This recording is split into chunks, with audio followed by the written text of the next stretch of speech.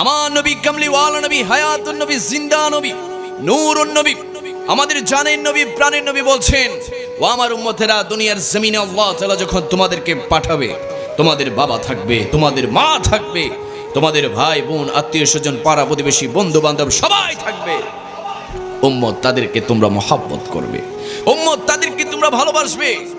তাতে আমি নবীর কোনো আপত্তি নাই, তাতে আমি নবীর কোনো সমস্যা নাই উম্মত। তবে তোমার জানা উচিত, তোমার বোঝা উচিত, তুমি যদি নিজেকে ইমানদার দাবি করতে চাও, মুমিন দাবি করতে চাও, মুত্তাকি দাবি করতে চাও, পরহেজগার দাবি করতে চাও, তাহলে উম্মত তুমি শুনে রাখো, লা ইউমিনু আহাদুকুম হাত্তা আকুনা হাব্বা ইলাইহি মিন ওয়ালিদিহি ওয়া ওয়ালাদিহি ওয়ান নাসি আজমাইন। উম্মত ততক্ষণ পর্যন্ত তুমি ইমানদার হতে পারবে না যতক্ষণ না পর্যন্ত দুনিয়ার সমস্ত কিছু চাইতে, তোমার বাবার চাইতে, তোমার মায়ের চাইতে, তোমার বন্ধু বান্ধব, পাড়া প্রতিবেশী সবার চাইতে, যতক্ষণ না পর্যন্ত আমি নবীকে সবচেয়ে বেশি ভালো না বাসবে, সবচেয়ে বেশি মহব্বত না করবে, ততক্ষণ পর্যন্ত উম্মত তুমি ইমানদার হতে পারবে না। জোরে বলি সুবহানাল্লাহ।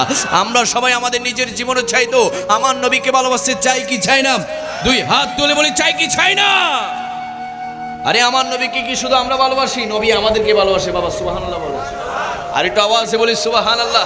আরে আমার নবী কামলিওয়ালা নবীর প্রিয়তমা স্ত্রী আম্মা জান আয়েশা সিদ্দিকা রাদিয়াল্লাহু তাআলা আনহা আমার নবীর কাছে গেলেন, যাওয়ার পরে বলতে লাগলেন, ইয়া রাসূলুল্লাহ, ইয়া হাবিবাল্লাহ, আপনি হাবিব, আপনি আল্লাহর হাবিব, আল্লাহর বন্ধু, আল্লাহর রাসূল, আমি আয়েশার জন্য একটু আল্লাহর দরবারে একটু দোয়া করেন, আল্লাহর দরবারে একটু ফরিয়াদ করেন, আল্লাহর দরবারে একটু দোয়া করেন। তখন আমার নবী কামলিওয়ালা নবী আল্লাহ তাআলার দরবারে দুইখানা রহমতের হাত আম্মা জান আয়েশা সিদ্দিকার জন্য তুলে দিলেন।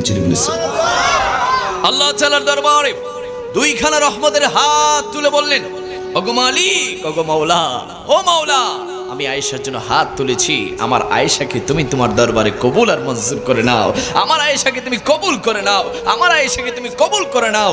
যখন আল্লাহর হাবিব আমার নবী কামলিওয়ালা নবী যখন আম্মা জান আয়েশা সিদ্দিকা রাদিয়াল্লাহু তাআলা আনহার জন্য দোয়া করলেন, আম্মা জান আয়েশা সিদ্দিকা রাদিয়াল্লাহু তাআলা আনহা খুশিতে আত্মহারা হয়ে গেল, খুশিতে তার চেহারাটা ছলমল করতে লাগলো, ছলমল করতে লাগলো, ছলমল করতে লাগলো। আমার নবী ডাক দিয়ে বলে, ও আয়েশা, তুমি এত খুশি কেন হয়েছো, এত খুশি কেন হয়েছো? আম্মা জান আয়েশা সিদ্দিকা রাদিয়াল্লাহু তাআলা আনহা বলতে লাগলেন, ইয়া রাসূলুল্লাহ, ইয়া হাবিবাল্লাহ, আল্লাহর হাবিব, আল্লাহর বন্ধু কামলিওয়ালা নবী আমি আয়েশার জন্য দোয়া করেছে, আমি আয়েশা কি খুশি না হয়ে থাকতে পারি? আমি আয়েশা কি খুশি না হয়ে থাকতে পারি?